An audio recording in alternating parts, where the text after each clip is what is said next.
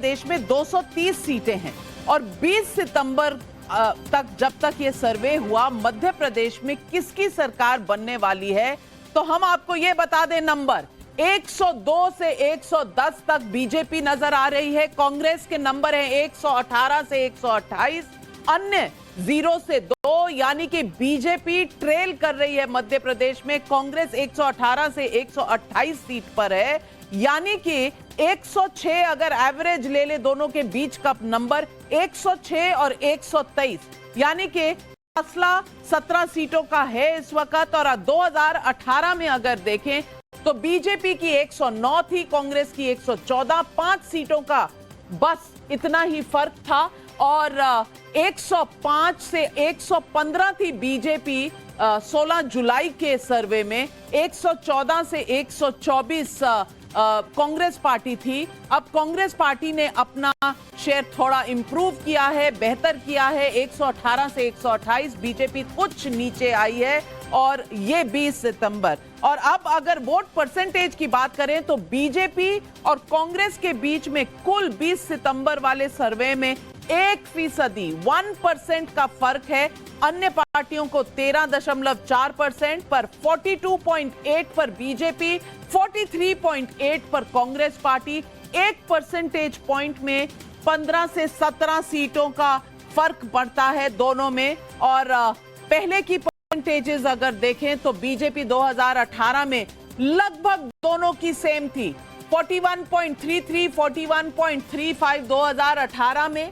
और सर्वे में 16 जुलाई के सर्वे में बीजेपी की सीटें 42.7 थी, जो अब जाकर 42.8 हुई है। लेकिन कांग्रेस की जो बढ़त है वो 43.1 से 43.8 तक गई है, यानी कि परसेंटेज में कांग्रेस ने ज्यादा ग्राउंड कवर किया है।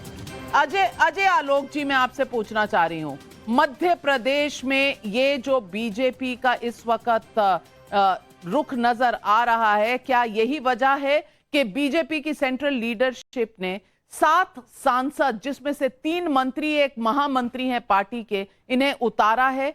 क्या ये खामियाजा जो बीजेपी को हो रहा है, इसका अंदेशा सेंट्रल लीडरशिप को था?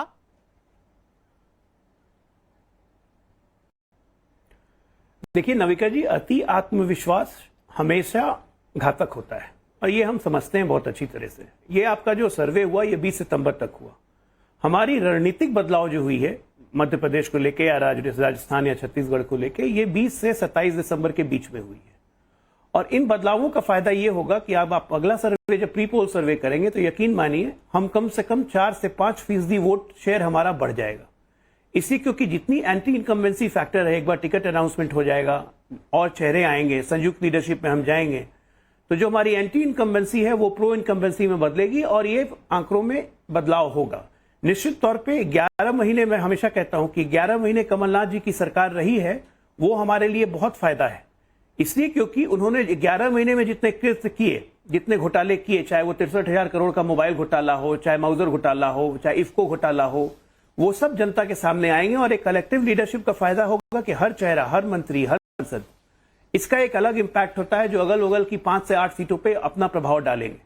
और निश्चित तौर पे मुझे भरोसा ही नहीं, यकीन है कि मध्य प्रदेश में हमारी फिगर्स कहीं से भी 130 से कम नहीं होने जा रही है। ये आपके प्री पोल सर्वे डिटरमाइन कर देंगे। तहसीन पूनावाला, ये बात तय है कि ये सर्वे 20 सितंबर तक है और जो रणनीति में बदलाव हुआ है मध्य प्रदेश में वो हुआ है लगभग 27 से 29 सितंबर के बीच में। क्या बीजेपी एक ऐसी पार्टी है जो एडजस्ट करती रहती है अपने आप को और बहुत तेज अडेप्ट करती है चैलेंजेस से? क्या बीजेपी ने ये रणनीति बदलकर ये बीच में जो सारे कलेक्टिव लीडरशिप को उतारा है, बड़े नेताओं को कहा है कि जमीन पर जाइए, अपने आप को प्रूव करिए, सीटें जीतिए, ये एक वॉर फुटिंग पर जो उन्होंने रणनीति का ऐलान किया है, क्या इसके बाद कांग्रेस में कहीं ना कहीं थोड़ी सी नर्वसनेस हुई है? बिल्कुल नहीं नाविका जी, मैं डे 1 से आपके साथ ये चीज को मैं दोहरा रहा हूँ और आज भी दोहरा रहा हूँ। मैं इस सर्वे को एक्सेप्ट नहीं करता हूँ। जिस दिन रिजल्ट्स आएंगे मैं आपके साथ बैठूंगा कांग्रेस 140 क्रॉस करने जा रही है मध्य प्रदेश में, और मैंने ये बात अपनी चेंज नहीं की है। नाविका जी, आपको समझना होगा, अगर 11 महीने में इतने सारे स्कैम्स कांग्रेस ने किया, कमलनाथ जी ने किया, तो आपकी तो डबल इंजन की सरकार थी, ट्रिपल इंजन की सरकार थी, आप क्या कर रहे थे? अब आप सरकार में आएंगे उसके बाद करेंगे, तो आप 2 साल 2.5 साल कर क्या रहे थे? देखिए, यही बात है, भटकाना, लोगों को जुमले देना, और लोग अब परेशान हो चुके हैं भाजपा से। ये देखिए कि अभी अजय आलोक जी ने एंटी इनकम्बेंसी कह दिया, शायद इसी के कारण शिवराज सिंह चौहान जी का नाम उन्होंने शुरुआत में डिक्लेयर भी नहीं किया as a candidate. Anti incumbency उनके खिलाफ है। तो कुछ भी कर ले भाजपा मध्य प्रदेश में, लोगों ने देखा है किस तरह से वहां पे सरकार गिराई गई थी, किस तरह से कमलनाथ जी के साथ नाइंसाफी हुई थी, और कमलनाथ बतौर मुख्यमंत्री, नाविका जी, शपथ ले गए, और मैं आपके साथ बैठा होगा उस और रिजल्ट नहीं बैठे तो आप होंगे, लेकिन फॉर्मूला तो आपने बीजेपी का चुरा लिया है। मध्य प्रदेश में आप सनातन हिंदू धर्म के पीछे जा रहे हैं, जबकि बाकी पूरे देश में सनातन को आप गाली दे रहे हैं। यानी कि फॉर्मूला आपको बीजेपी का ही चाहिए, वैसे डींगे बहुत बहुत।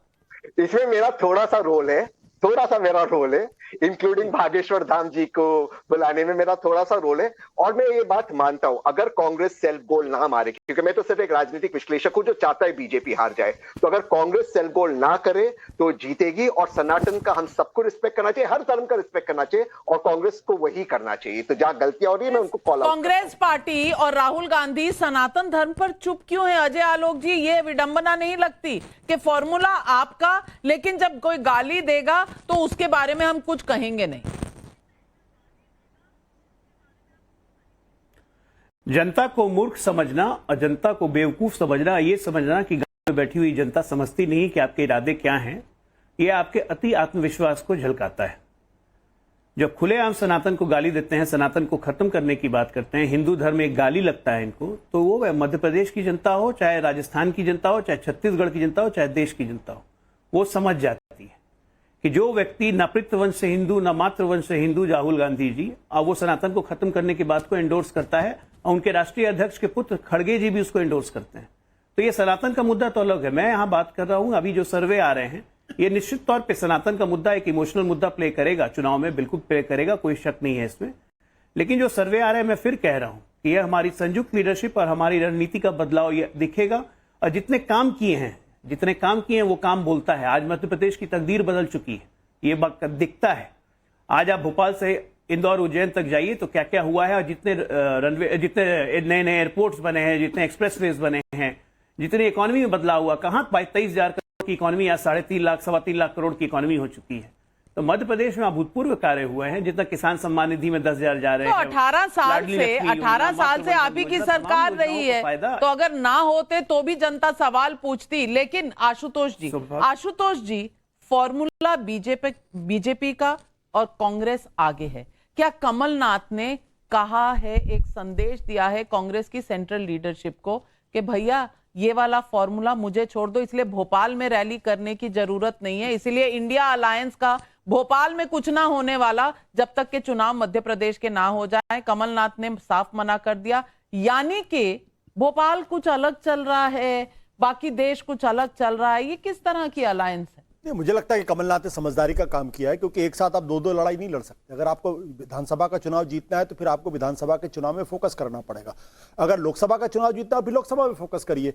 और ये अगर आप विधानसभा का चुनाव हार जाएंगे तो फिर लोकसभा के लिए आप क्या तैयारी करेंगे? लेकिन अगर आपके जो आंकड़े हैं, अगर इन आंकड़ों को देखिए, और यह भारतीय जनता पार्टी के लिए बहुत चिंता का विषय होना चाहिए। 230 में से 100 सीटें ऐसी हैं जहां बीजेपी कांग्रेस को टक्कर दे नहीं पा रही। मालवा की 66 सीटों में कांग्रेस पार्टी 45 तक सीटें जीत रही है, और ग्वालियर में इतने फैनफेयर के साथ ज्योतिरादित्य सिंधिया को लेकर आया, जमानत जब्त हो रही वहां भारतीय जनता पार्टी की। 34 में से 30 तक सीटें भारतीय जनता पार्टी वहां हार सकती है। तो अगर आप 100 सीट में अगर आप कांग्रेस को कंपीट नहीं कर पा रहे हैं, और बाकी में जैसे बुंदेलखंड में कांग्रेस और बीजेपी के बीच में बराबर की टक्कर है, आपके मध्य प्रदेश का जो अब मध्य भारत और ये जो महाकौशल और बिंद, ये 3 इलाके जहां बीजेपी कांग्रेस से बेहतर कर रही है। तो प्रश्न इसी बात को लेकर, आप ज्योतिरादित्य सिंधिया को लेकर आए थे, आपने अपने माथे पर बदनामी का दाग भी लगा दिया, और उसका कोई फायदा भी होता हुआ दिखाई नहीं पड़ रहा। और मुझे लगता है कि जो कांग्रेस मध्य प्रदेश के अंदर गेन करती हुई आपके दो महीने पहले के सर्वे में दिखाई पड़ रही है, उसका एक बड़ा कारण यह है कि एक, आप किसी को मंत्री के तौर पर पेश नहीं कर रहे हैं। दूसरा, शिवराज सिंह चौहान कितनी भी दिक्कतें उनके साथ हो, लेकिन शिवराज सिंह चौहान आज भी मध्य प्रदेश के सबसे बड़े जनाधार वाले नेता हैं।